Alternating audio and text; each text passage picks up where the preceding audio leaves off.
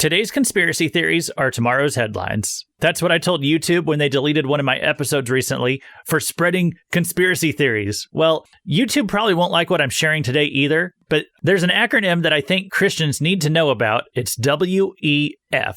You'll learn what it stands for today, and could their plans be setting up the kingdom of the Antichrist in the near future? We're going to discuss that and more today on the Cross References podcast.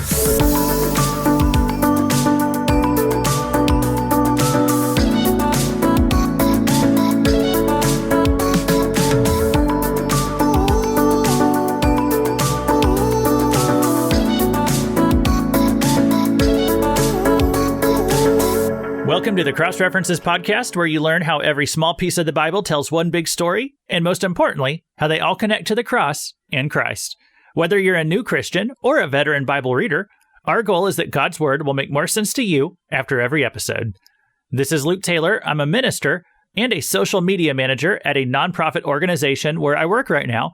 I started doing that last year, and so I've gotten to learn about algorithms and how to make things more popular and engaging whenever it comes to online content. I even attended a seminar back in January, and I got a lot of good ideas. I learned a lot of things about social media management. I started putting them into practice, and then we had a really great February. It was like our greatest month ever for our organization on social media. And then March came along, and we even broke February's record. And then April was beating March's record until I posted something about the Great Reset. See, we were having this special speaker come to our local area, and he was talking about Bible prophecy and the end times, and his main theme was the global reset that's coming. And so I posted about it, and as soon as I did that, immediately, all the traffic on our page was shut down. It was instantaneous, and not just about that post, not just the one about the Great Reset. All of our posts. I mean, we had been sailing along. My phone it was so annoying because it was just constantly lighting up with all the engagement that we were getting on our page. But then the moment I posted about the Great Reset, it was like flipping a switch. It all just stopped. Facebook stopped showing our content to other people in their news feeds. And then eventually we got it back. You know, it took a few weeks, but we kind of crawled out of that hole. But my point is, social media really doesn't like it when you post stuff that talks about the Great Reset, the New World Order. They want to call it a conspiracy theory. Well, these are definitely conspiracies, but they sure aren't theories. Their plans are publicly posted on their own websites, and I'm going to share some of that with you today. A few weeks back, I did an episode about 3 acronyms that every Christian should know. It was talking about some big changes that are going on right now in the world and how I think the world is getting ready for the Antichrist's 7-year empire. Well, there's another acronym that I want you to know today, the WEF. That stands for the World Economic Forum. And this is an organization that was founded in 1971, and they have a goal of reshaping our economy. When I say our, I mean the entire world's economy. They want to reshape it under a socialistic agenda. Socialism is usually just used to reshape a nation's economy. Okay, you hear of socialist nations. Well, the WEF wants a socialist world. They want what they call income equality. They want it across the entire planet, that all the people of all the nations are making an equal income. Everyone having the same amount of money, everybody sharing the same resources, everybody having the same health care. It's the globalist agenda. And they say that they need to do this because of the importance of equity. And they need to do it soon because if we don't do it soon, climate change is going to kill all of us. They warned that if their agenda's goals are not met, that soon we're going to be destroyed in another heat wave or another ice age, whatever they want to put out there in the headlines for the day. And every year they have this big meeting in Europe. I think it's in Switzerland. And they discuss their plans. They discuss what they could do in the years ahead to move their agenda forward. And so for us Americans, our current president, Joe Biden, he's a longtime member of the WEF, and he's a mover and shaker in the WEF. He was a keynote speaker at one of their meetings a few years back. The founder of their organization is a man named Klaus Schwab. He was born in 1938. That makes him 85 years old today. His hope for the future is, quote, that you will own nothing and be happy. He wants you to own nothing because all the resources, basically, they just belong to everybody. So you don't have personal ownership of anything. You'll own nothing and be happy. That's his motto. Whoever has need of a resource should just be able to use it. If you don't need it, you just give it to someone else. Nothing is yours. Everything just belongs to the community or society or the people of the world. You'll own nothing and be happy. Thanks to a listener named Joe in North Carolina for reminding me of some of this information. I was kind of planning this lesson for the past few months, and then he sent me some information recently, and I was able to plug that in right here. We'll continue. When the 2020 pandemic hit, suddenly this WEF was able to put many of their plans into motion. Because for decades, all that they had was theories and plans. But in 2020, the people of the world were paralyzed with fear. The government told us to lock ourselves up inside our homes unless you were what they called an essential worker. During this time, in July of 2020, okay, three years ago this month, and that was just 3 months into the pandemic as a whole, really, in America. That quickly, Klaus Schwab was able to publish a book. The title of that book was COVID-19, The Great Reset. You can find it on Amazon. It's still there right now. This book was about how, in our efforts to fight off the virus, we could have a better world after the pandemic than what we had going into it. According to Amazon, the book is 280 pages long. How Klaus Schwab had a 280-page book written just a few months into the pandemic with a plan to beat the virus and reshape the world, I couldn't tell you the answer to that. I'm going to let you know on that question. Here's another quote from Klaus Schwab. This is from the book. He said, "The pandemic represents a rare but narrow window of opportunity to reflect, reimagine, and reset our world." So the idea of the pandemic is that they could use that crisis to move their agenda forward. There's a Democratic congressman in America. His name's James Clyburn. He's often credited with getting Joe Biden elected president because of the campaigning that he did for him back in 2020 in South Carolina. Another thing that Clyburn did in 2020, he said this about the pandemic. He said this presented, here's a quote, "a tremendous opportunity to restructure things to fit our vision." At the time of the pandemic, the Democrats in America and this WEF over in Europe, they were all talking about how the pandemic of coronavirus, that this was an opportunity for them. This was an opportunity to restructure things to fit their vision of what things should be. This WEF has been around for a while. They've been making plans for a long time. The problem that they would keep running into is that, the people of the world didn't necessarily want to go along with everything that these people wanted, especially Americans. Okay, Americans have a very individualistic mindset. We generally don't trust the government. We have a high value on freedom. Our president back in 2020 was President Trump. He was not one of these globalists. He had what was called the America First agenda. But when the pandemic happened back in 2020, the WEF realized they could even get Americans to fall in line with whatever they wanted. If the people were terrorized, if they were in crisis mode, they would just willingly give up their freedoms. Well, not all people in America, but a good chunk of them. It's something that I think shocked all of us as we looked around and saw what was happening. Then when they said this shot that they introduced that year, it came out at the end of 2020, and it was told that this shot, if you got it, it would halt the transmission of the virus. And that ended up being a total lie. We were told that if you got the shot, it made you a dead end for the virus. Completely false. And yet, that lie was used to put in a vaccine mandate by the government, and our Supreme Court had to strike it down. Our Supreme Court was the only thing that stood between us and this government agenda to force every single last one of us to get this shot. They said you couldn't have a job if you didn't get the shot. Then the news came out that the shot didn't even stop transmission of the virus, and yet our government kept trying to push us to have to get the shot anyway. They tried to mandate it for all working Americans. Our Supreme Court in America saved us from that tyranny. Of course, half the country didn't think it was even tyranny at all. They didn't think it was tyranny at all to force everybody to get this shot. Half the country was fine with the fact that they had been lied to, that this shot would stop transmission of the virus. Half the country was willing to accept getting censored on social media if you posted unapproved opinions about this shot, or if you posted theories about everything that was going on. Free speech took a back seat in the name of public safety. The pandemic revealed just how willing people were to do whatever the government said, and these globalists realized America was not going to be as much of an obstacle as they originally thought. So Klaus Schwab's plan was called the Great Reset. That was what he published in the name of his book. And yet, if you talk about how the elites and the globalists and the United Nations and the WEF, if you talk about how they're attempting this Great Reset, you can be labeled a conspiracy theorist. If you talk about how they're trying to create a new world order, you're labeled a conspiracy theorist, even though that is their own name for it.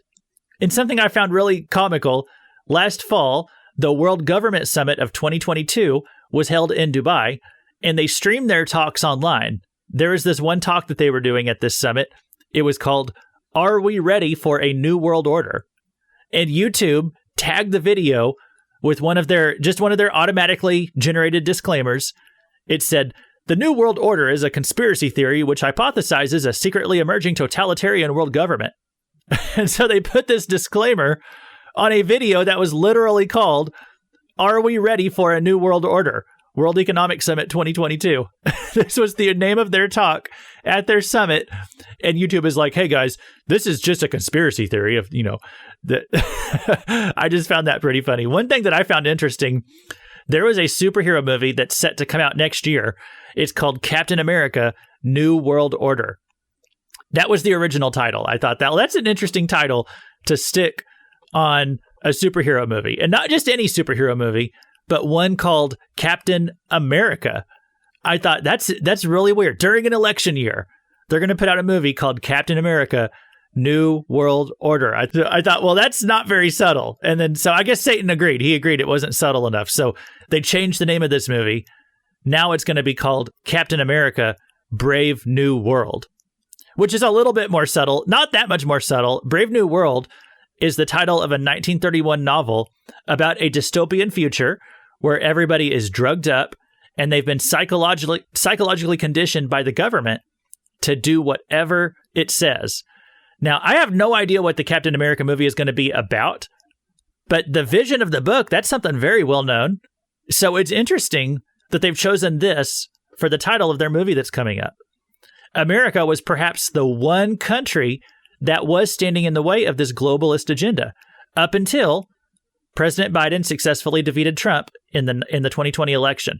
And I'm not going to go on here. I'm not going to put out theories about how it was stolen this way or that way. I don't think that they rigged the voter machines, but it sure was convenient for all these globalists. How just, if you go back a year before the 2020 election, it appeared that Trump was sailing ahead to re-election. There was a glowing economy. He had unparalleled success. America's enemies in the Middle East, they had been basically eradicated. Crime was decreasing in the country. And then in the span of a year, all these things happened that wrecked our economy. Our voting system was rejiggered. Not saying the machines were hacked or whatever, but I mean, there was a lot of changes made to our electoral process in America with the mail-in voting and all that. We also saw riots and protests break out across the country. They set it ablaze. And then Trump, the MAGA capitalist, he was defeated. He was defeated by an opponent who had something called the Build Back Better agenda. Now, where did that phrase come from? Build Back Better. There was a paper published by the World Economic Forum in July of 2020.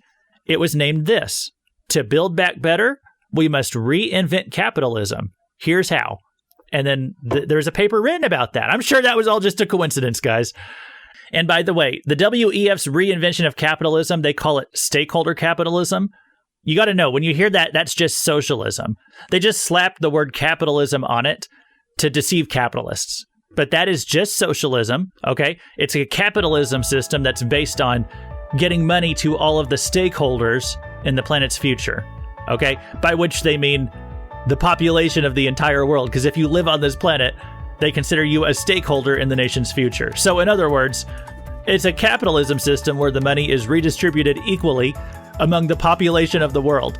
That's just worldwide socialism. So don't fall for this phrase, stakeholder capitalism. All right, guys. Hey, we've been going at this for about 15 minutes. I've already dumped a lot of information on you. Let's take a short break, and then I want to look at some Bible verses here on this Bible study.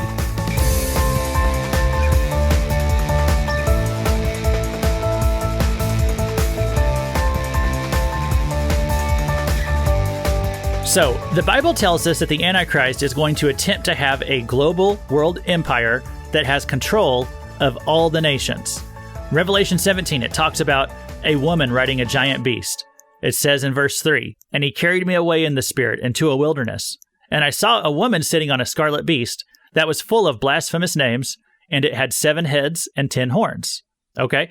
And then later in the chapter, it explains what it was that John was seeing in this vision. In verse 12, "The 10 horns that you saw are 10 kings who have not yet received royal power, but they are to receive authority as kings for 1 hour, together with the beast. These are of one mind, and they hand over their power and authority to the beast." Okay, so it's talking about the Antichrist here is this leader of the world, but he has 10 government leaders under him, and they each control a section of the world. And these are the 10 kings who rule under him, and they give their authority over to him. Okay, so if America is a world power at the time of the tribulation, perhaps the president of the United States could be one of these 10 kings. Perhaps he's given authority over what we'd call the North America region. Okay, Scripture says all these 10 kings are of one mind. They're all working together to give, really, they serve under the Antichrist. He's pulling the strings of these 10 kings. A couple of cross-references that you could also look at about this are Daniel chapters 2, 7, and 8, as well as Revelation chapter 13. We're not going to go to all those places right now, but they basically say that the Antichrist government, they have him at the top, and there's these 10 world leaders underneath him. Daniel 7 implies that he's going to kill 3 of the 10 leaders or overthrow them in some way. We don't know why he does this. It says in Daniel 7:8, "I considered the horns, and behold, there came up among them another horn, a little one," and this one is the Antichrist, "before which 3 of the first horns were plucked up by the roots. And behold, in this horn were eyes like the eyes of man, and a mouth speaking great things."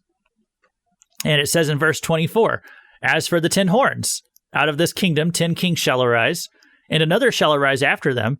He shall be different from the former ones, and shall put down 3 kings." So why is the Antichrist called the little horn if he's in charge? Okay, perhaps he's not front and center whenever he first arrives on the scene.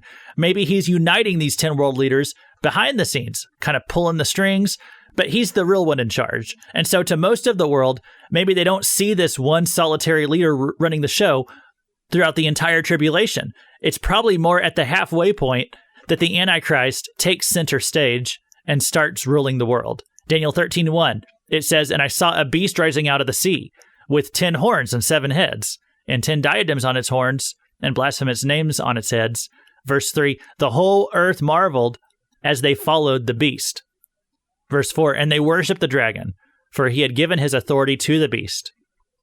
So the dragon is the devil, the beast is the Antichrist and his world empire, okay? And the dragon is the one who handed power over to the Antichrist to rule as his representative on the earth during this period.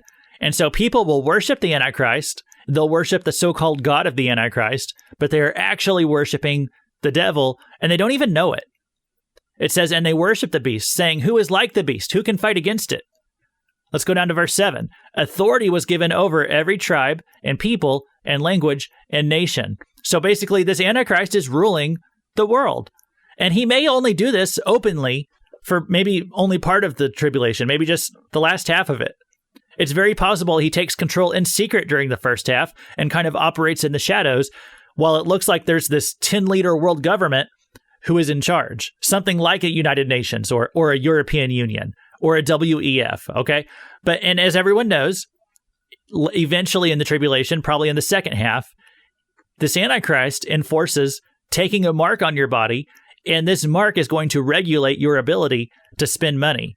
Revelation 13:17 says, "No one can buy or sell unless he has the mark, that is, the name of the beast or the number of his name." So the Antichrist will prevent people from buying or selling unless they have the mark of the beast. And so I'm not going to deal today with what the mark of the beast is. The point is people have to accept this mark in order to buy or sell. Well, what's going to get people to do that? I'd say fear. Fear. If you don't accept the mark, you'll die. So it's a fear-based tactic. Society's already been conditioned to accept these things when they're fearful. Look at how they just bowed down and did whatever the government told them to do in 2020 over a virus that had a 99% survival rate. And I'm not trying to criticize the people who did that, but by the midpoint of the tribulation, you got to remember half the population of the world is going to be dead, okay? Half of them. Every few months, there's going to be another cataclysmic event, and people are going to die in large swaths. Earthquakes that shake the entire world. There'll be sicknesses and plagues in the tribulation. It'll wipe out millions. There's going to be wars breaking out between nations. It'll be World War III. People are going to be living in terror. Is the idea that they could be forced to accept a mark on their body, is that even that much of a stretch by that point? They're not going to take convincing at all. That's going to be like the 10th most important thing on their minds by that point. They've already showed in America, most people were willing to accept getting the COVID vaccine if it meant the difference between having a job. Okay? All that stuff in 2020 and 2021, that was just a test run for what the Antichrist is going to implement someday. Klaus Schwab calls it the Great Reset, which means right now we're in the Great Preset. Okay? All it takes is a crisis big enough to put their new global government into place. Something that shakes the world up. Something, I don't know, like millions of people suddenly disappearing, causing worldwide confusion, causing worldwide fear, causing worldwide chaos. Everything right now is just being put into place for their future agenda to be fulfilled. They might not know, but the steps they're taking right now to build this global empire, they are just putting the pieces in place for an Antichrist to hop onto the world scene and take control of all of it. Klaus Schwab even says in his book, it's called COVID-19, The Great Reset. He says in his book, nobody is really in charge. He's saying that in order for their world domination system to work, they need one person singularly to take command of all of it. As I was thinking about this, I was thinking about Psalm chapter 2, because it sounds like a psalm that's really just written to Klaus Schwab and these guys at the World Economic Forum. And Psalm 2 is fascinating. It's a conversation amongst the Trinity, Father, Son, and Holy Spirit. They're all having a conversation here with each other, but they could very well be talking about these clowns over at the WEF. I'm not even kidding, okay? This psalm might have its literal fulfillment. It could apply to a lot of things, a lot of situations in history, but it might have its most literal fulfillment talking about Klaus Schwab and Biden and Putin, Zelensky, all these guys. Let me read Psalm 2 to you. It says, "Why do the nations rage, and the peoples plot in vain? The kings of the earth set themselves, and the rulers take counsel together against the Lord and against his anointed, saying, let us burst their bonds apart and cast away their cords from us." You see, Klaus Schwab and his gang, they plot and they scheme, and they think that they can build a world empire that could even overthrow God's authority. Remember, back at like the Tower of Babel incident, God said that if the people could build this tower to the heavens, they're basically going to become unstoppable. And what did God mean by that? I have some thoughts. Maybe I'll save those for another time. But God confused the languages of the people. He scattered the people to different nations. And now the devil is trying to reunite all the people to have a second go at Babel. Is that going to be successful? Well, look at verse 4. He who sits in the heavens laughs. The Lord holds them in derision. So it says God is just laughing at them. They actually think they can overthrow God. Verse 5, then he will speak to them in his wrath and terrify them in his fury, saying, as for me, I have set my king on Zion, my holy hill. I will tell of the decree. The Lord said to me, you are my son. This is God talking to Jesus. You are my son. Today I have begotten you. Ask of me, and I will make the nations your heritage and the ends of the earth your possession. So God says he will unite the whole world and then hand authority of it over to his son. It's interesting to me because that's basically the same offer that Satan made to Jesus. Remember, Satan said, hey, Jesus, I'll give you all the nations right now. You can skip all that cross and judgment stuff. I'll let you skip right to the end. I'll just put you in charge right now. All you have to do is worship me.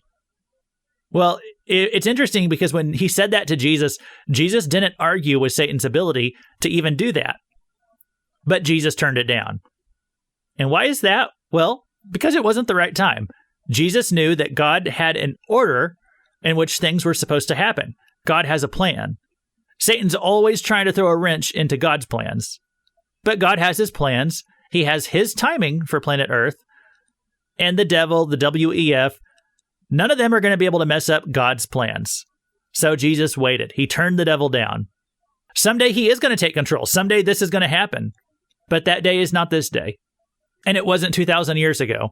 Jesus was waiting for God's plan, God's timing, for the proper fulfillment of all things.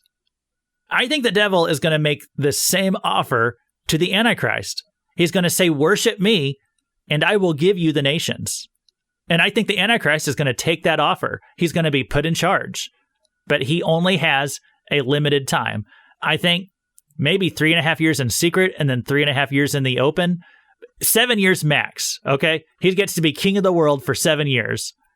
And then the Antichrist is going to be overthrown by Jesus, who returns to this earth and finally takes control of his millennial kingdom. It's going to fulfill Psalm 2 right here. Let me read the rest of the chapter, and then I'm going to come back with some closing thoughts, and we'll end for the day.